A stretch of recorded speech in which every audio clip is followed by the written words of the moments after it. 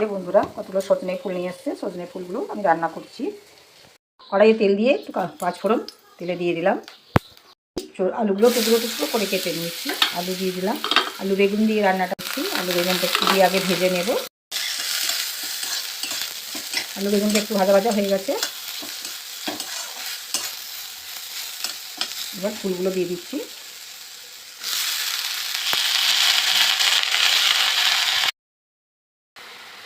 স্বাদ মতো লবণ দিয়ে দিচ্ছি, একটু হলুদ দিয়ে দিচ্ছি, একটু নাড়িয়ে নিচ্ছি। এবার একটু ঢাকা দিয়ে দিচ্ছি। এবার একটু মশলা দিয়ে দেব।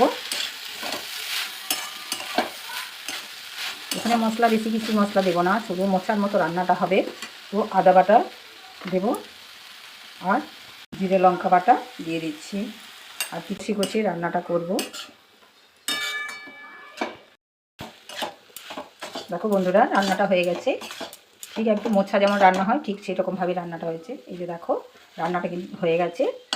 বসন্তের সিজনে এই সজনে ফুল খাওয়া আমাদের শরীরের পক্ষে খুব ভালো, প্রত্যেকটা মানুষের খাওয়া দরকার।